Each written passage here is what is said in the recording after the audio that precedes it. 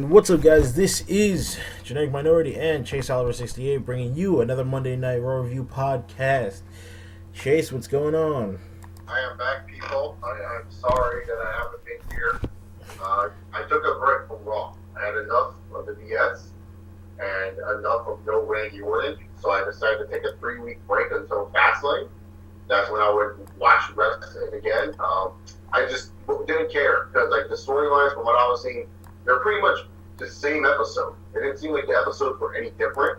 It didn't seem like I missed much from any of those episodes, so it was kind of good if I didn't watch them. Yeah, you did. Even when the took the week off the next week, I had watched the previous Raw earlier that day, and I was just like, it's the same thing. So I'm glad I took, the little break from, watching professional wrestling a bit, because it happens sometimes where you just get burnt out. And I figured, Fastlane is pretty much a filler pay-per-view, so what's it matter if I watch every episode of Raw before Fastlane? It's not going to hurt me as a wrestling fan, so I just need to take a break. It wasn't like I was sick of professional wrestling. It was just I was burnt out from watching it for too long, and like we were talking about, just felt like every episode was the same. Yeah, there's only so many times you can say this sucks and I don't care before you're like, all right, I'm done. All right, let me just take a break. Let me just smooth back into watching wrestling again, Yeah, I was happy to see Orton came back because that meant you were coming back to Monday Night Raw reviews. Oh yeah, coming back to everything, man. Like, people don't understand. They're like, how come Chase isn't making videos? Well, how am I gonna make videos without my gimmick? I mean, that's like John Cena coming out without the title. That just makes no sense. God, don't talk about John Cena and the title. I'm so sick of John Cena. So let's just start from the top. Raw opens up with Randy Orton. Yes, Randy Orton's not pulling any punches tonight, folks. Mm-hmm. He's not going to give us a 20-minute promo. He just wants to kick Seth Rollins' ass. But sadly, the 20-minute promo was going to happen because the Authority came back. But I didn't mind this segment because you know why? It was finally Randy Orton was back. I felt Stephanie was on her best game. I just feel Stephanie and Randy, they have a good connection when they come to doing promos with each other. It's not as good as Stephanie and Bryan, but they just have a really, really good connection with each other that I can just sit back and listen to. And, I like how she offered Orton a business deal. It looked like they were moving up a bit. Triple H had that awesome stare down with Randy, kind of like the trade, because, Triple H kind of, raised Randy from birth when it comes down to wrestling sense. Yep. So it's kind of like, insane to see, Triple H and Randy just kind of stare each other down. And then when the Authority looked like they were gone, then he was like, Randy's like, hold up. All right, I'll do the business deal. And when they did the business deal, it turned out Randy Orton was back with the Authority. Yep, that's what the entire segment was based around, is just that, they offered Randy the opportunity to get back into the fold. He accepted the opportunity, and that all culminated with what the announcement was, which was Randy Orton and Seth Rollins versus Daniel Bryan and Roman Reigns. What I liked about this segment, too, is that it doesn't make Randy Orton look dumb. I mean, think about it. Randy Orton's doing, like, a smart thing that's best for his business. It's not making Randy Orton dumb as a character. I mean, why would Randy Orton, Seth Rollins, is the one who kicked his ass, but why would Randy Orton say no to his friends for the longest time? That's just, like, the dumbest thing you'll ever do. I mean, these guys have been behind his back since, like, 2013. Yep. So why would Randy Orton all of a sudden, at the start of 2015, be like, you know what? I'm done with you guys. There's no reason why Randy Orton should be done with the whole group. That's why I liked this segment. It wasn't just, like, making it seem Randy Orton's an idiot and he's turning face for no reason. No, they're just, like, we will get to it more in the main event, what I'm talking about, but, like, they're kind of slow building his full-on face turn, which I like. Yeah, and it's funny that, because watching it initially, because it's the opening of the show, and I just want to see Orton, like, people are really behind him, and I just want to see him just RKO a bunch of people just because I haven't seen him in a while. It started to make more sense, especially by the end of the show. But the thing is like, I already saw a lot of people complaining, and they're like, why? It makes no sense. He's supposed to hate them. But the thing is, even if you come from the standpoint of it's just Seth Rollins that he has the problem with, one. Two, well, like you just said, Triple H and Steph and everyone have had his back. Not only Triple H himself for years, but as of recently, since 2013. And they made him the face of the company. And even storyline-wise, psychology-wise, even if Randy has no intention of really being fully committed to the Authority, how do you expect to get close to Seth Rollins other than getting close to Seth Rollins by joining the same faction as him? Yeah, exactly. Like, I can understand where people are frustrated because they're just waiting for a babyface turn, but we will get more into this later on in the show. So let's just kind of like move on to the second segment, Killer Dolph Ziggler taking on Bad News Barrett with our on commentary. Okay. This irritates me, and tonight's show irritated me. Everything other than what's going on with Randy Orton literally made no sense. This was a night of why. Why? Well, there's another thing that made sense, actually. It actually involved John Cena. There was actually something that made sense. Yeah, that thing made sense. But everything, well, what he was saying didn't make any sense. But the results did. The result of what was going on made sense. But even still, okay. So with this, it's Bad News Bear versus Dolph Ziggler. For whatever reason, the idiot Fringe doesn't understand how matches work, so he just stole the IC title because he doesn't understand how anything works, and that's his new gimmick, is that he just doesn't understand how things work. He doesn't understand contracts. He doesn't understand how you get title matches by winning other matches. Nothing. But for some reason, and this was odd to me because I was asleep for the first half hour of Raw actually, and I had to rewatch it while this match was going on. I wake up and just R-Truth is on the commentary table, and I don't know why. And I didn't note this until I go on Twitter and I see like guys like Wiza and Blackjack tweeting about it, and it's that he beat Bad News Barrett on like Superstars twice, and all of a sudden that makes him in line to be like facing for the IC title. I personally chalk it up to Black History Month. That's pretty much it. That's the only reason why R-Truth is in the middle of this feud, is that Black History Month. But more importantly, the match. Decent match. It's the same thing you get from Bad News Barrett and Dolph Ziggler. More importantly, the Idiot Fringe comes out holding the IC title. Dolph Ziggler won the match, which was surprising. I thought he would job out in this one. But Dolph Ziggler won the match with a zigzag out of nowhere. And the Idiot Third Voice loses, man. This guy always loses matches when he's champion. He never wins unless the title's on the line. No, that's the thing, too. You have Dolph Ziggler facing off against Bad News Barrett, and the dilemma comes from, well, you can't have Dolph Ziggler lose because everyone's going to be complaining about Dolph Ziggler losing. But you can't have Bad News Barrett lose because everyone's going to complain about him losing and the fact that he's champion and that the titles don't matter. So, what do? Give it to the guy who's like who's more over right now. Unfortunately, Bad News Barrett, because he was gone at the time when he was over, his flame kind of fizzled out, and that sucks. But hopefully he can get back to it. With things like this going on, I don't think it's going to happen. But I don't think it's going to happen. I don't know what they're trying to do with the IC title. Like I said it best in my review. It's just kind of like, if you're going to go with a multi-man IC title type of deal, make sure it's young blood. I mean, okay, this isn't 2012 R-Truth or 2011 Little Jimmy. There's a conspiracy R-Truth. This is like 2015. I'm a jobber R-Truth. Like, yeah. Do you really need Well, yes, because Black History Month, Chase. You don't understand. Is black men died for the opportunity for R-Truth to be the fall guy in a triple threat match, or sorry, a fatal four way for the IC title. You know. Yeah. Well, what does their get out of beating R-Truth? Like, don't you use Luke Harper, who's a former IC champion, and what is Luke Harper doing? Because I haven't watched Raw in 3 weeks. Is he just like a ghost? Well, you haven't watched it, and I don't know if you've watched my reviews, but he just took a beat down at the hands of the Idiot Fringe because last week, because apparently the Idiot Fringe, right before facing Bad News Barrett, decided because he beat Curtis Axel the week before that, he was just going to go beat up former Intercontinental champions, but Dolph Ziggler wasn't part of that because, well, who cares about Dolph Ziggler, especially not the WWE.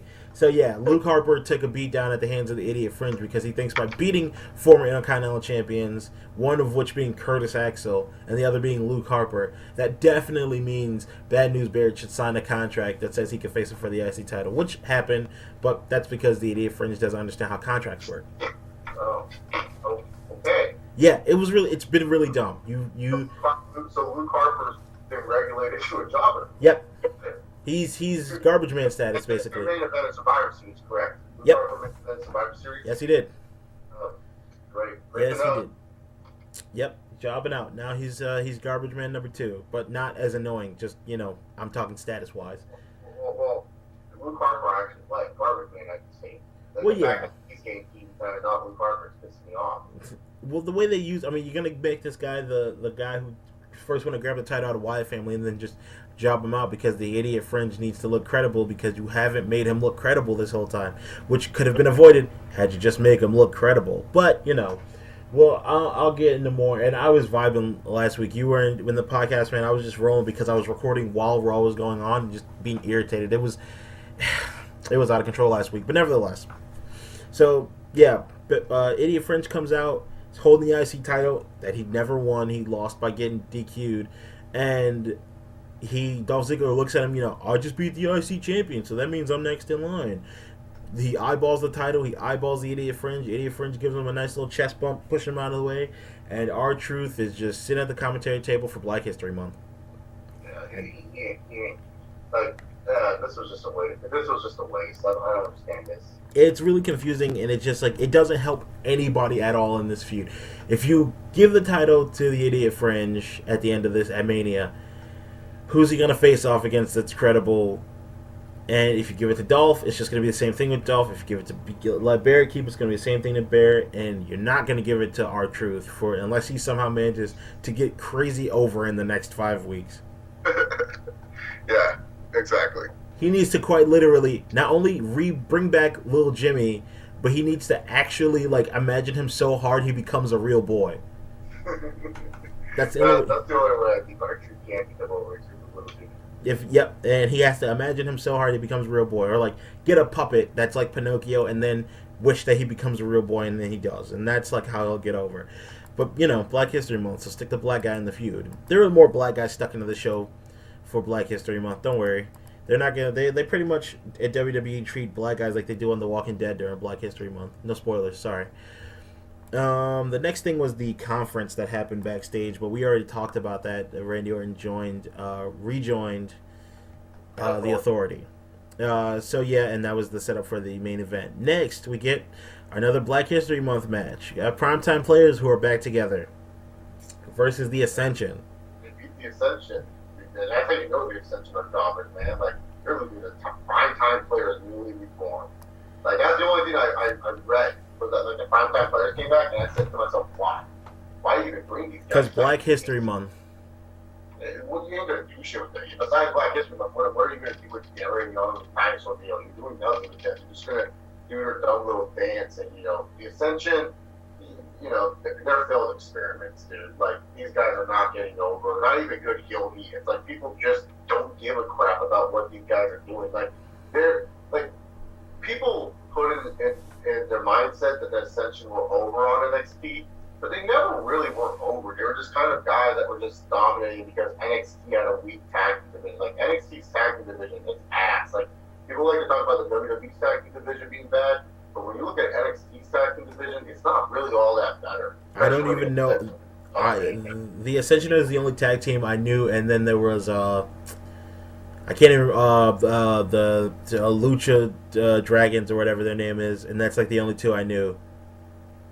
Yeah, the Lucha Dragons, Sin Cara and Kalisto. I was gonna say El Local. That was just Kalisto's Ricardo Rodriguez. So. Yeah. That's I don't know why that notion popped into my head for some reason. I don't know why you say Lucha and I think of Ricardo Rodriguez. It pretty much was. It was whatever. I miss Ricardo. So, they got the roll up, which is annoying because it's primetime players. Who cares? If you're gonna bring back black guys for Black History Month, you still got JTG signed. Might as well sign Shad back, get Crime Time going. They are at least kind of fun.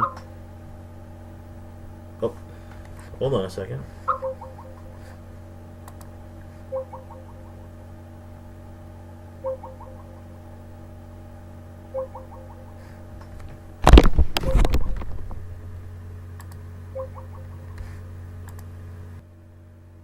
Sorry, people. Technically, the Monday Night Raw Review podcast is not. We try. Yeah, we're not perfect just yet. Like I was saying, we know that the WWE doesn't believe in the Ascension when they put the tag team titles on Tyson and Cesaro. And we'll talk about that when we get there. We're gonna talk about Cesaro and Tyson in a minute.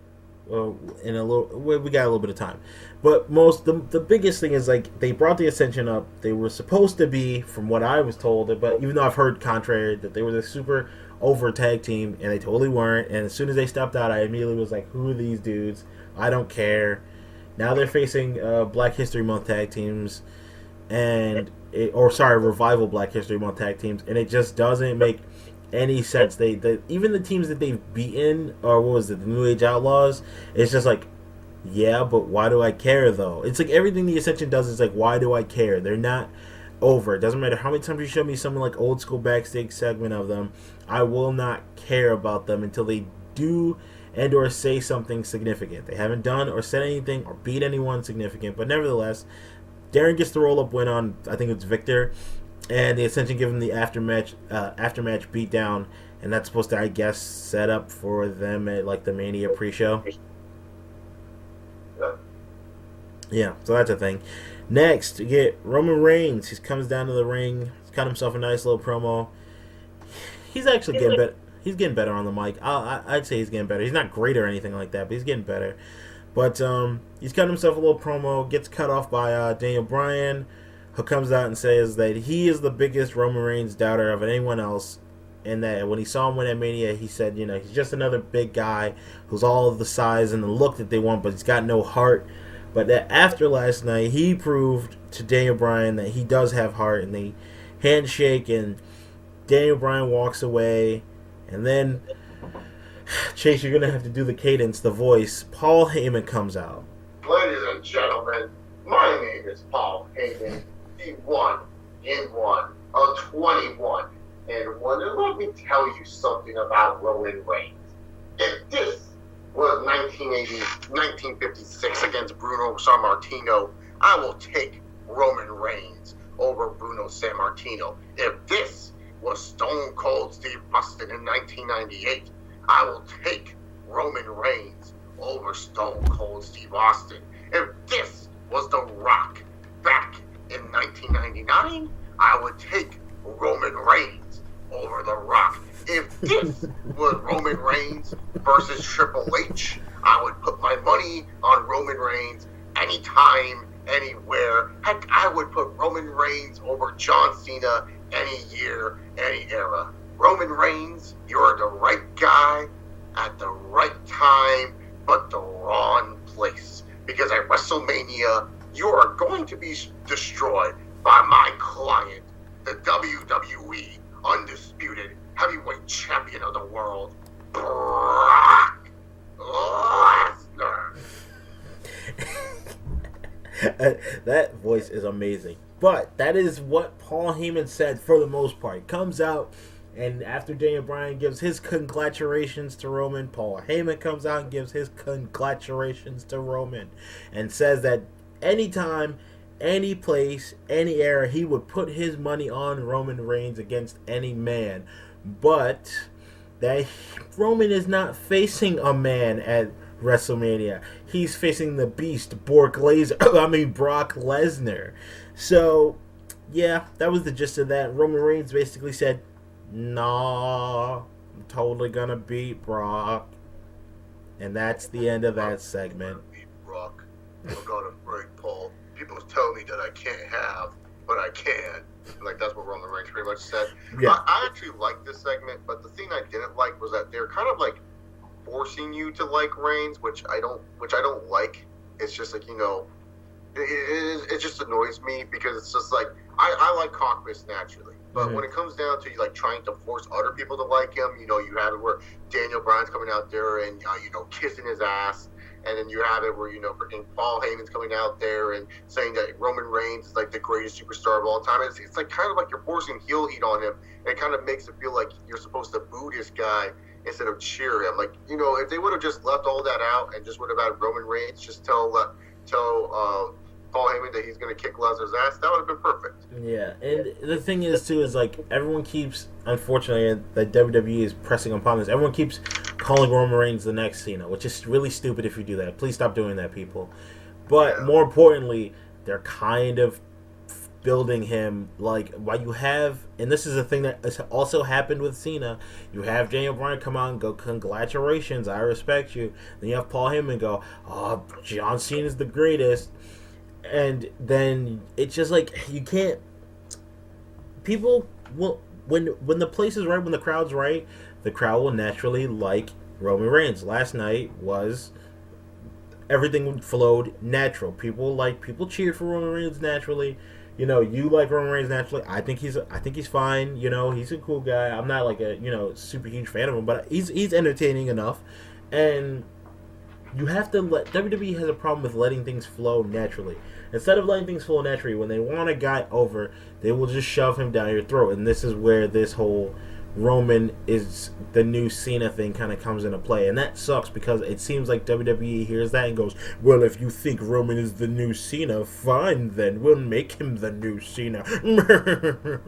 Like they think they're trying to outsmart us, and it's like, it's not outsmarting us. All you're doing is, one, making our point more valid, and two, irritating us. That's like bumping into like a racist, like I as a minority bumping into a racist person going, they say, oh, minorities are thieves, and then I go, well, I'm gonna steal from your house since you think I'm a thief anyway. It doesn't make any sense. Yeah, I totally agree. It's just frustrating to watch. It's not fun to watch. What they're trying to do with Roman Reigns, trying to make him like oh yeah, you gotta like these guys. It's just like no, just let it go naturally. Trust me, he'll get bumped naturally. Yep, he really will. He is. Because he's not such a departure, but because he's a departure from Cena, he will naturally get love from people who, like myself, really violently dislike Cena. So, if you just let him flow natural, let him do his thing, help him work on his mic skills, his in-ring work is entertaining enough, he'll be fine. But they don't want to do that because WWE doesn't believe in, good things happen to those who wait. They believe, rush, let's get Vince on some more covers of magazines for Muscle Beach or whatever. Missile Fitness, yeah. They were trying to shove that down the throat, like really, really hard. Yeah, they really want to shove that one down our throats. Like, oh, don't forget, even though he's 100 years old, he's still super buff, people. Don't forget. It's like, okay, we're cool. We know. We've known for years that he's super buff like that, even though he's old. Because that's how they always promote him whenever he's got a feud with somebody. Next, here we go. We get the tag title rematch. So I feel like I'm missing something. No, never mind. We get the tag title rematch. It was an okay match, like, overall. The end saw, and this is where it gets really, like, dicey and important. Naomi stopped Tyson from using the top rope as leverage, which he was using the top rope, not like using a rope and then she could just like push his foot down. He was using the top rope, so the fact that the ref didn't see it is out of control. The ref should have seen that when he's pinning him, his body is at like 120-degree angle. It doesn't make any sense, but nevertheless, and he should have seen Naomi push his legs when she has to pretty much leap onto the ring to push his leg off. But nevertheless, she pushes his leg off, keeps him from getting the dirty pin. Natty gets mad at this, shoves her, decides to go full on heel. I think it's Jimmy goes to because I guess he's the only Uso that matters now. Jimmy goes to the top rope. She just sweeps the legs, Karate Kid style, and knocks him down. Gets the DQ on Tyson and Cesaro, so they keep the titles. Usos get the win. And Natty's a heel now. No, I didn't get this at all. It was just kind of like me watching this and saying to myself, like, is this what you really formed, Tyson Kidd and Cesaro to do? Is like to set up a Natalya and Naomi? Because honestly, after what they did with the Divas tonight, I don't give a crap about the Divas anymore. Oh man, thank God for Solomonster keeping that Divas match stopwatch. I can tell you exactly how long that match was. Mm-hmm. But no, I don't know. This feud is dumb for the purpose that the main focus of it isn't even the people holding the title.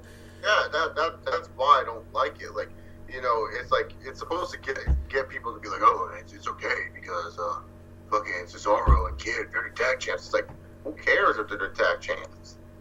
Yeah, it's like they're not gonna. How long are they gonna keep them for? One, two. who they're gonna face that's of any importance or over. I mean, even if they do manage to beat the Usos and keep the titles, who's the next face tag team to go up against them that isn't just one that's going to be created? What, the primetime players? Because their faces right now, they're probably going to lose the Ascension, so they're not going to be well equipped enough to just step into the ring against a heel tag team, but they'll probably do it anyway. And on top of that, it's just like this story arc with Natty on Total Divas, and with her with Tyson, but how it relates on the show. When you see both things, like, and this may be just me, and I could just be over thinking it, but the story arc really makes Natty seem like a lot of things that they have for her on Total Divas when they come back to the show make her seem like kind of like I don't want to say a whiner, but yeah, like a whiner.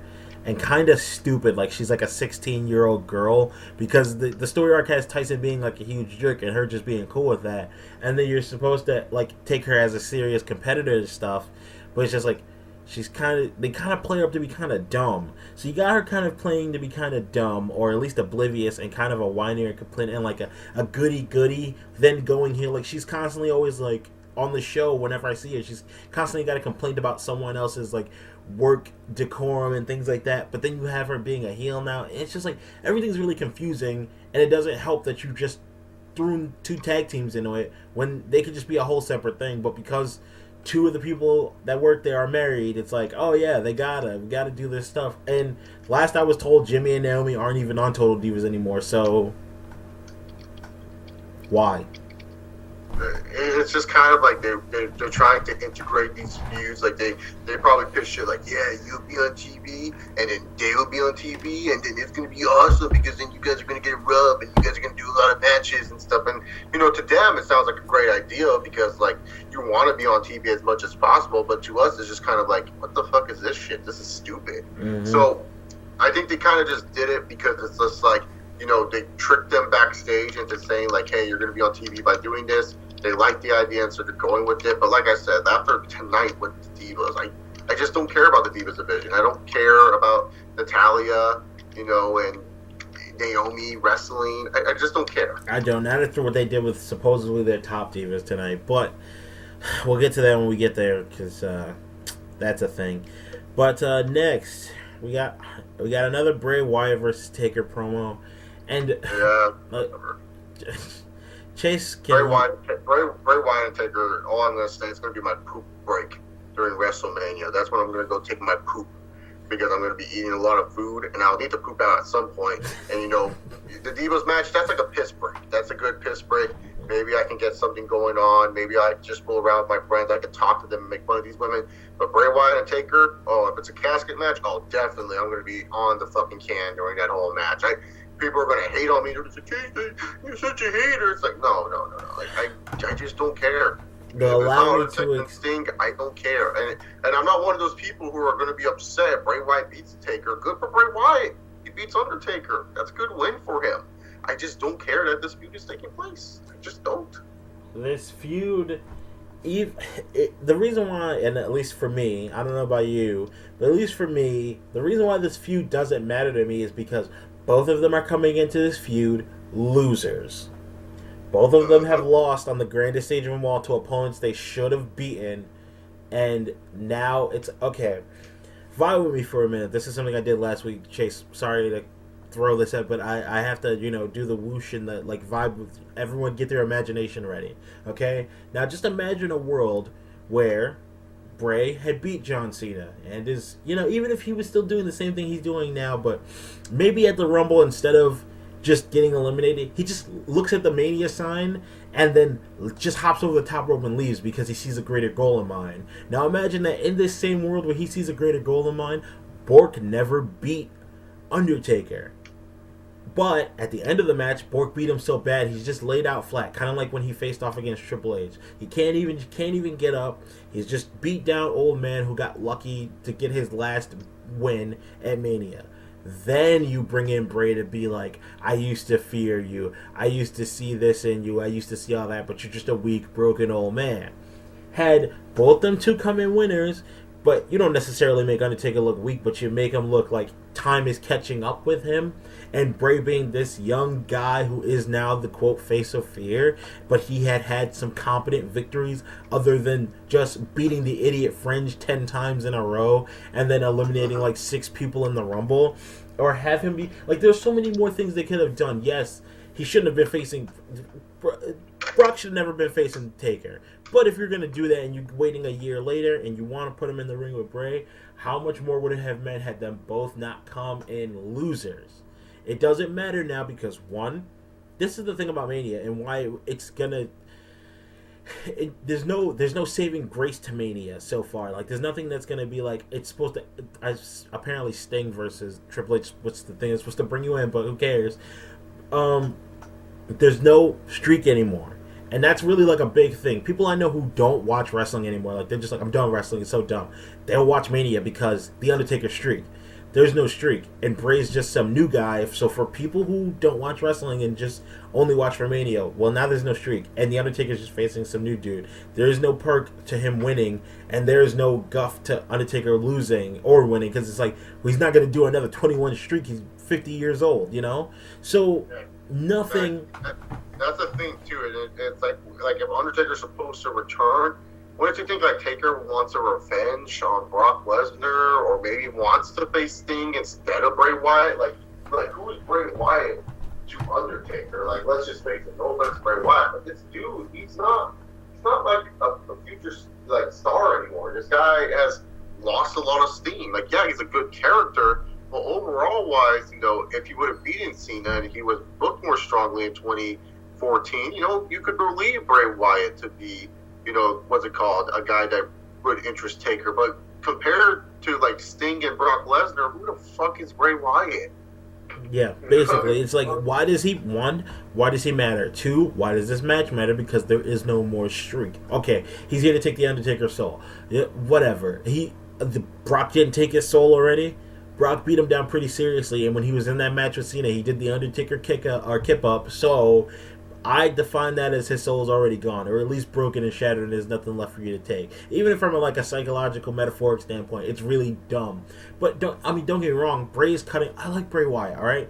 I really do. I really want to see him be have a serious title run and be a decent main event player. But he's not going to be, at least not for a while, until he finds a way to get some real steam going for him, because WWE has booked him so terribly, because they wanted to book other people over him and they didn't think, because WWE never thinks. There is no freaking there's no future sight. No one sees in the future. Everything is just actively WWE creative ironically lacks creativity, and they think like animals. They just think in the moment. What's going on right now? If you don't recognize that, people, you're blind. It's happened multiple times where they will just capitalize on a guy who's hot in the moment. It constantly happens with Dolph Ziggler. It happened with Fandango, and then he got injured and they didn't know what to do.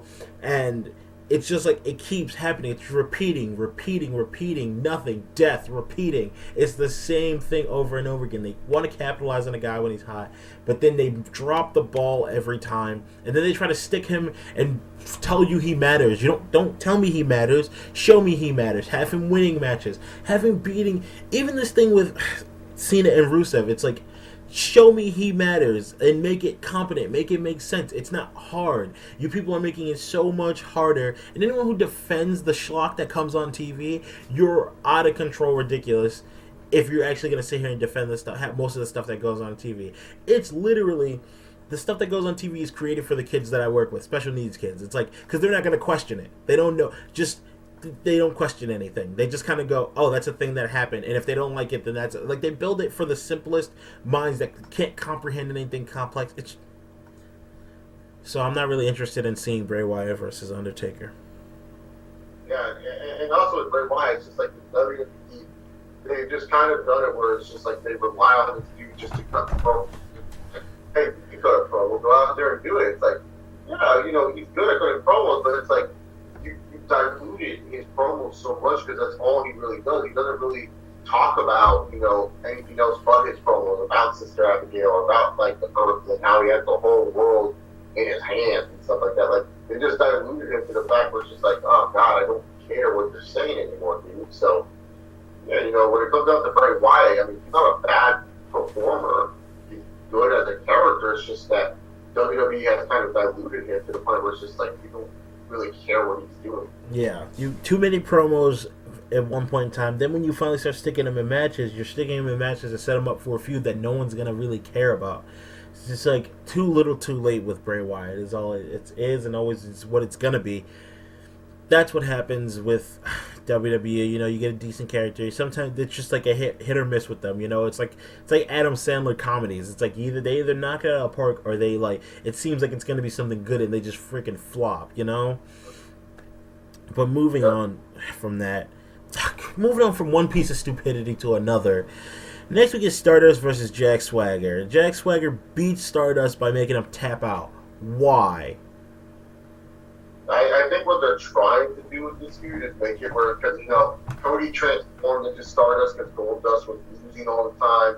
So now they're having it where, you know, Cody loses all the time. He'll come back as Cody Rhodes, presumably at the go-home show, or maybe, you know, at WrestleMania. Like, it's supposed to, like, make us say, like, oh, Cody's coming back soon. That's really dumb. That's a dumb way to build this whole... The way I pitched it last week was that the Stardust character is not just consuming the whole thing with the people. I mean, the crowd's actually getting behind it with the whole chanting Cody thing, and that's just something interesting for them to do for a little while. But if you really have... It's not hard, WWE. If you pick up, like, I have a big... My laptop sits on top of a Psychology 101 book. It's not hard. You have Cody just be, like, broken. Like, he is literally... Like, all the stuff that you've been doing is indicative of him being consumed by the Stardust character. If you have this be a thing, not like Cody's coming back, you don't have him losing as Stardust. You have him winning as Stardust because it hammers home the point.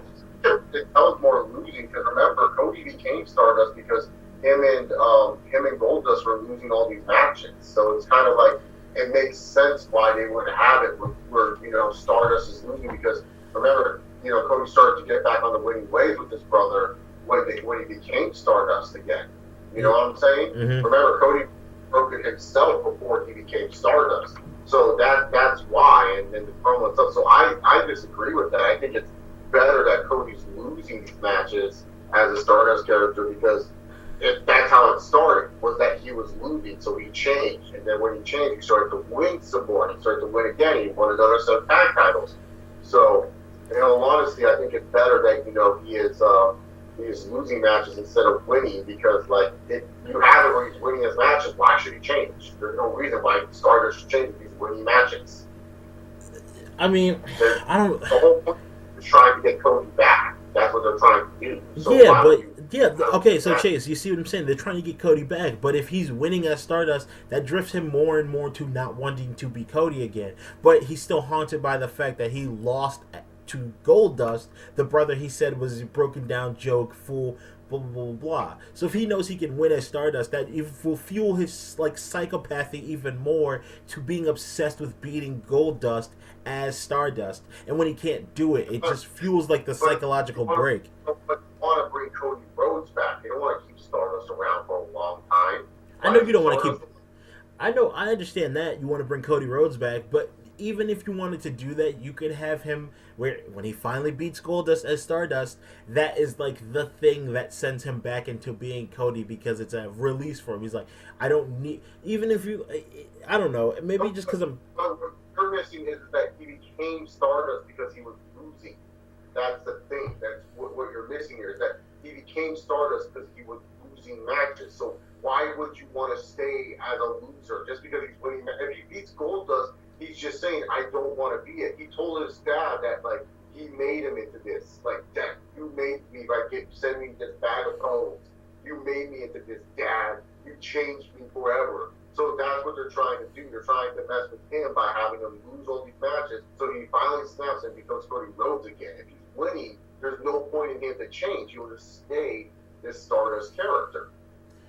Yeah. That's what I just don't like the notion of him losing before you, and it makes me not care when he's about to go in, especially that loss last night.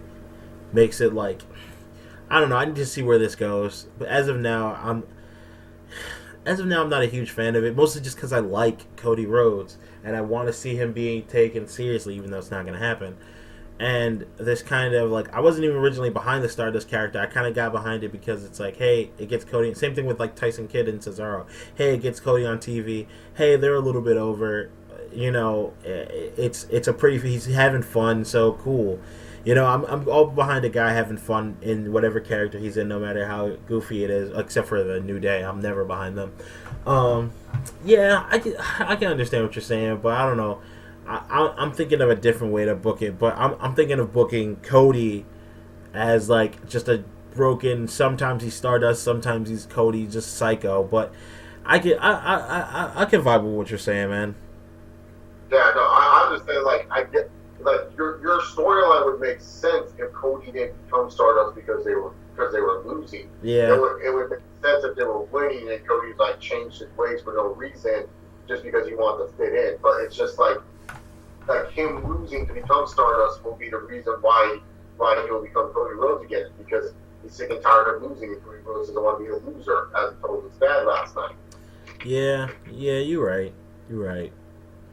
I just want to see Cody win. That's all. I just want to see him get like at least one good serious title run, because he's a young guy and he's got time. You know, he's a lot younger than some of the guys that they've been pushing in the main events. You know, give that guy a chance. You know, I mean, it's not his time right now. His time passed, unfortunately, but hopefully he can get some of that back. Nevertheless, next to get Cena comes out, starts cutting himself a promo, which for the most part I took serious. I wish he didn't come out and try to pander to the crowd immediately, but you know, that's typical face stuff, and that's whatever. It's just irritating to see it from Cena because he does it all the time. But nevertheless, he cuts himself a little serious promo about, you know, not giving up to Rusev and things like that. The only thing that bothered me with that is like they're booking Cena. That's like after last night. This is mostly just residual from last night. Is that he is able to power out of the Acolyte. The Accolade. He calls it the Acolyte. He botched that line really briefly in the beginning, but he's. Everyone's saying Acolyte on Twitter.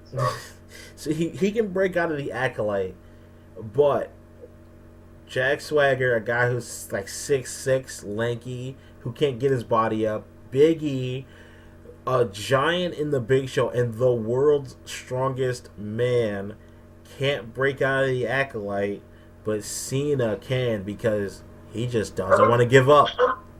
I'm pretty sure it's the Big Show break out of the Accolade a couple times. Well, they talk about it like he didn't.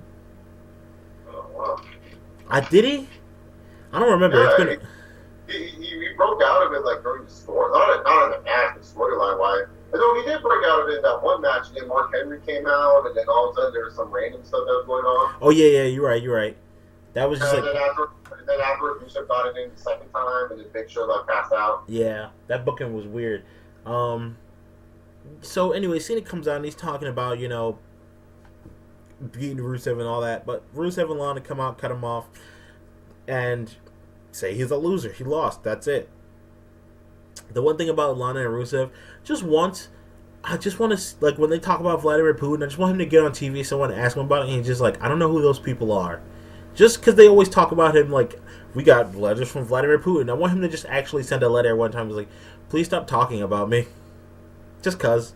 But Cena says he wants a rematch at Mania. Rusev says, no, you don't deserve it. You lost. Why would I give you a rematch? That was the best thing I've seen in a John Cena feud in the longest time. Yep. Was Rusev saying no to Cena. Because, like, most of the time, when Cena does this, where he comes out and cuts his usual, like, oh, I want to face you again, the heel comes out and says, you know what, John? I beat your ass already, and I'll do it again. I beat your ass at this last event, and I'll do it again at this event. You're on. And then just accept John Cena's stupid challenge.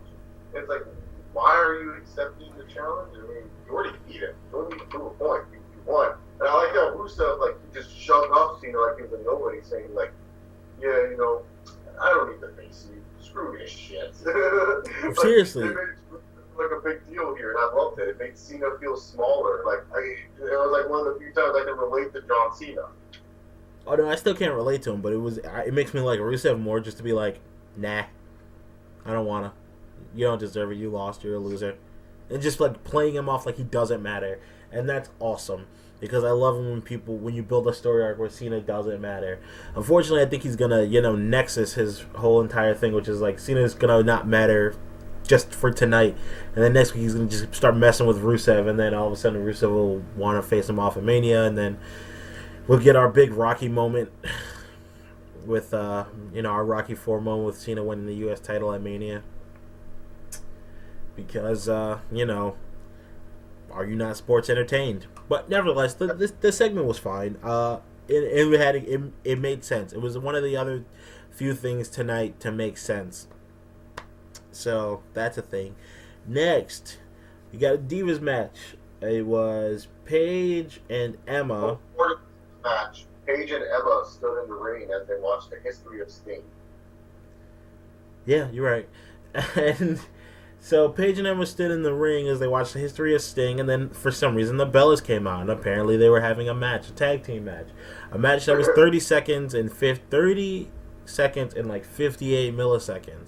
So as of now, we've talked about the match longer than it was actually on, and that's all I'm going to say about it. Emma lost in about 30 seconds to Brie Bella. Yeah, this is just terrible. Like, this is what the best you can do with your top divas is you might as well just done a segment. There's no point in these people wrestling a match here tonight.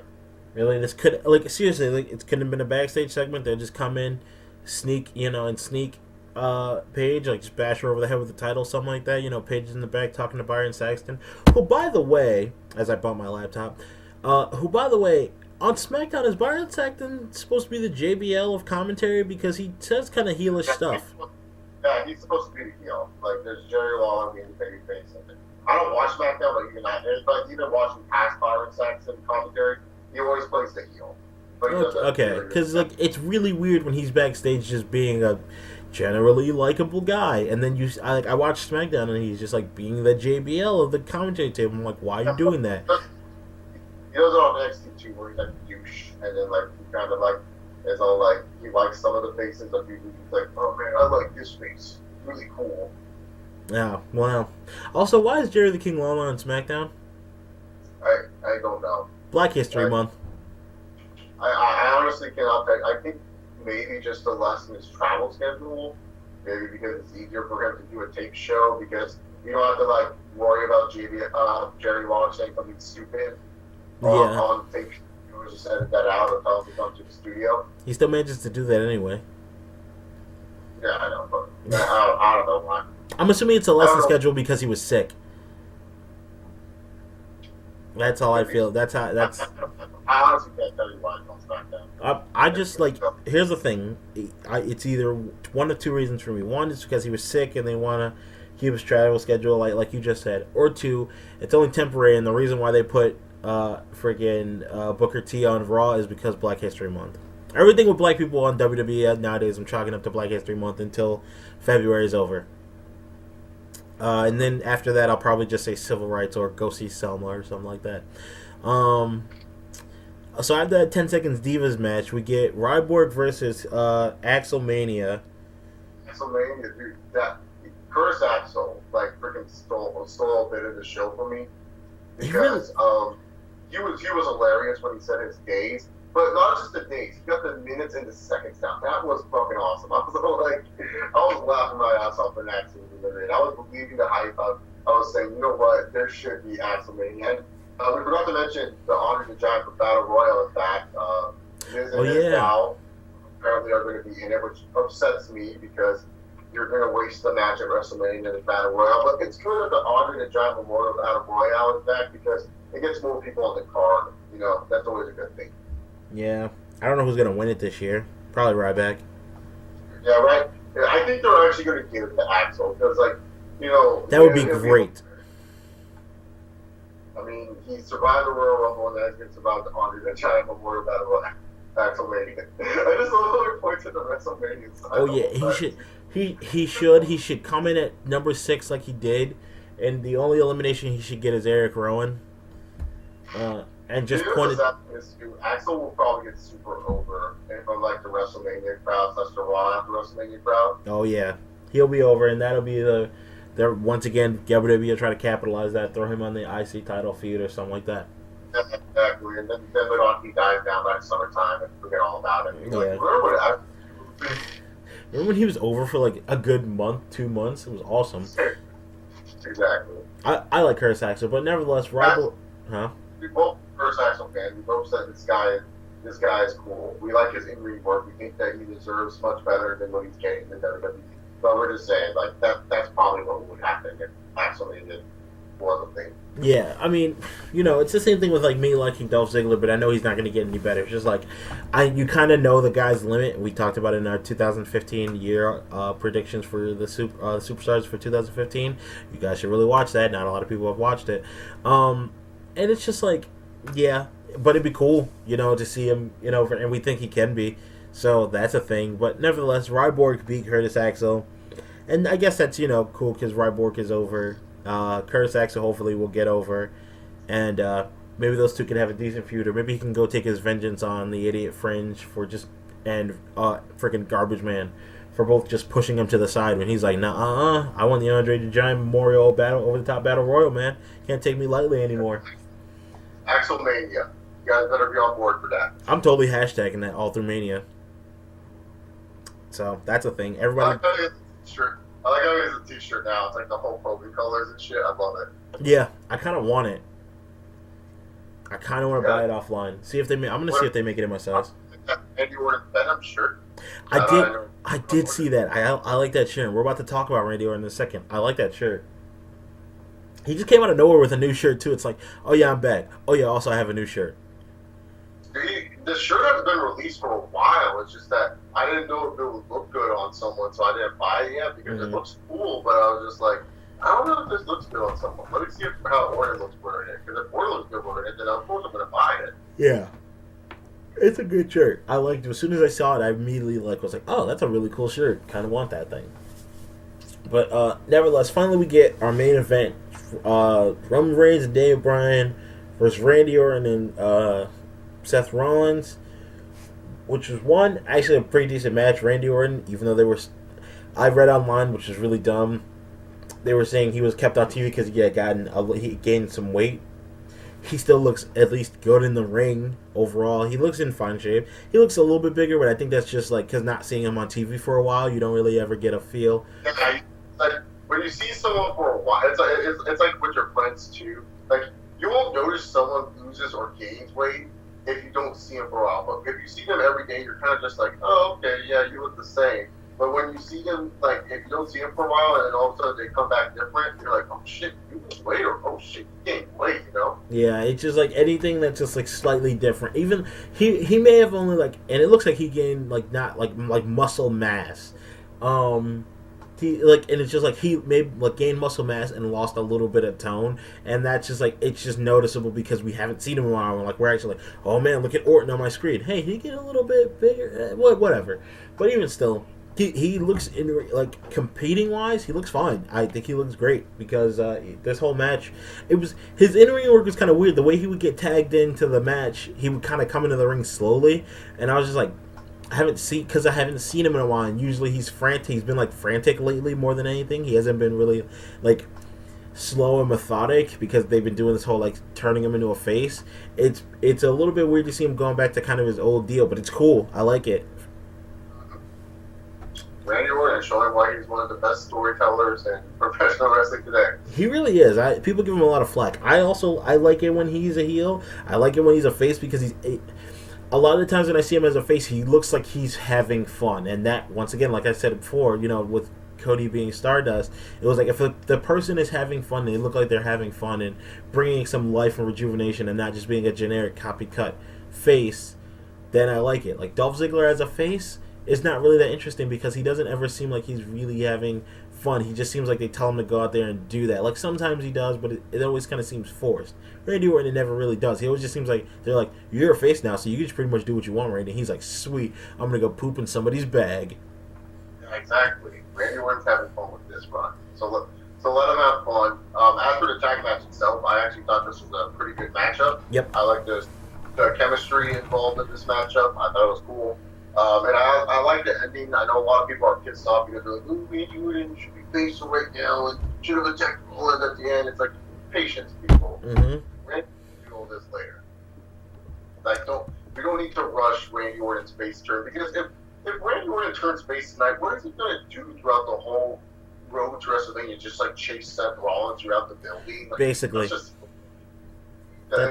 just boring. That's just dumb. Let it play out. Yeah, just like here, if he goes full face, like if he just didn't join the Authority, he'd just be beating on, Kane and Big Show and J&J Security for the next 5 weeks till he finally gets to go up against Seth, and you just be like, I don't care, because it's just been boring the past few weeks. If you have him do it this way, kind of, even like I said earlier, even if his overall intent is to not be part of the Authority, just to beat Seth Rollins up, he has to build this trust, try to build this trust with him, sets him up to be as close to Seth Rollins as possible without all the extra people in the Authority around. So, like, if he joins the Authority, gets in their good graces, when they come down to the ring, even though Orton could get to the point, hopefully in the next 5 weeks, make it believable, he can get to the point where it's like, you don't need J&J Security, it's just me and you, dude, come on, we can do this, man. And he gets him out in the ring by himself finally, and then beats him down. Yeah, exactly. Like, you're that's the good thing about it. It's like people are waiting, because like we waited this long to see Randy Orton come back on TV. How come we can't just wait till Randy Orton finally unleashes on Seth Rollins? Let's wait for that moment. We don't need that moment to happen right now. We can wait. We can let the story be told. We can just see what happens.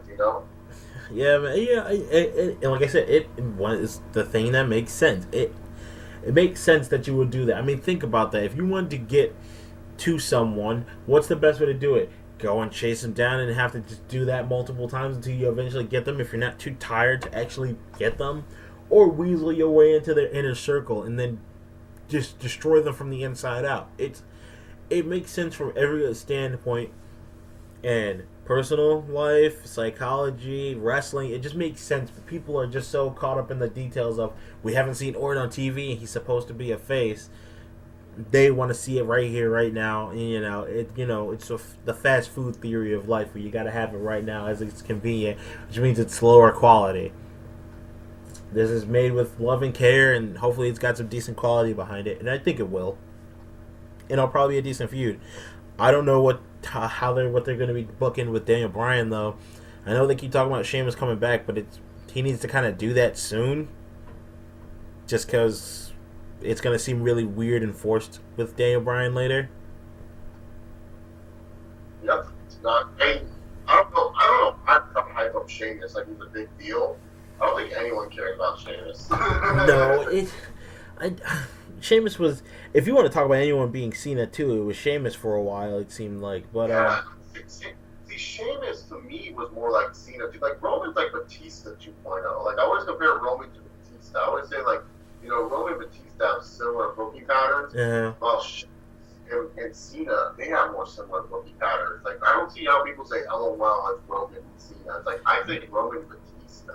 Yeah, definitely. I agree with that 110%, because like Sheamus for a while was like the first guy for like 3 years straight to get like 100 wins over like in a year before the year was up. It's like, why does he need 100 victories on the wall, on the course of the road to WrestleMania, like before anyone else?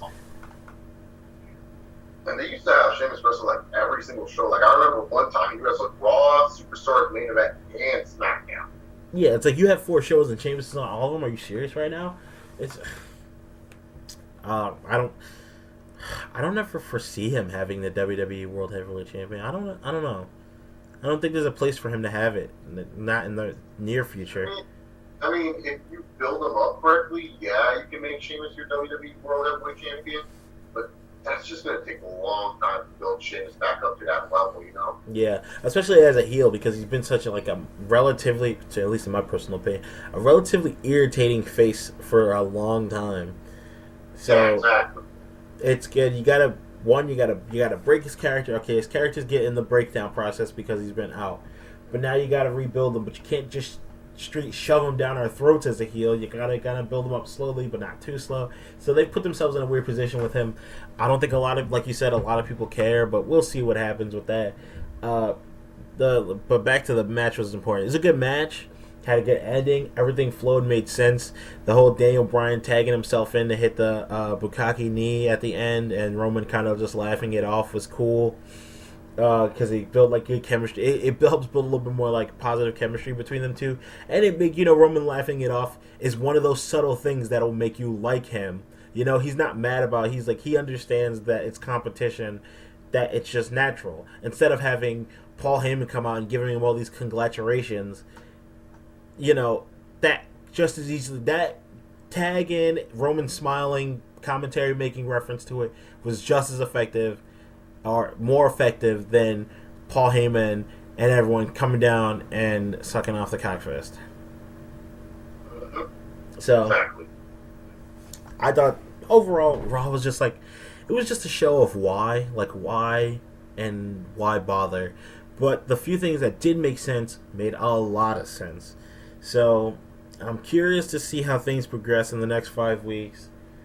Fingers crossed they can book this thing right, and Mania's probably gonna. I'm just gonna go into Mania with lowered expectations, and then maybe be pleasantly surprised. But for now, we'll see. Chase, any final thoughts? Yeah, I'm going to be here for a March 9th Raw review. I'm going to Timberwolves and Clippers game. Oh, of course you're going to a Timberwolves and Clippers game because your boy came back to the Timberwolves. Actually, we bought these tickets way before the trade deadline. So oh, really? I don't know. Yeah, we bought these tickets. My friends and I, we were in our class, and our class is filled with computers, and we were having downtime, and they're like, hey, let's go to a Timberwolves Clippers game. And they're like $20 a pop for the seats, and they're pretty good seats. So we all paid like $22. We used this one gift card, and we decided just to go to the game for shits and giggles. And then all of a sudden, it was like a week later, Kevin Garnett gets traded back as the Timberwolves, and it was like, oh shit, dude, now it's even more fun to go to the game. Yeah, it's probably gonna be a decent game. I don't know. I don't remember who's on the Timberwolves off the top of my head right now. I'm not really big into the Timberwolves roster. They still got Ricky Rubio. Yeah, we got Rubio still. He's still doing crazy passes. He got crossed over by James Harden, and I really miss that. Oof. I like Ricky. I mean, I want to like Ricky and see him succeed, but the only time that kid ever succeeds is whenever I'm playing 2K. Like, in real life, he doesn't have. It's just like, for some reason, he just can't pull it out. Ricky Rubio is one of the best players to use in 2K if he gets his jump shot up, like in the association shit. Like, his jump shot's like killer. Yeah, it's weird. He always winds up in the Hall of Fame whenever I play through a course of anything. But anyway, the Raw review, jeez. So yeah, join us again next week, hopefully, and we'll be back with another Raw review. Same bad time, same bad place. Peace.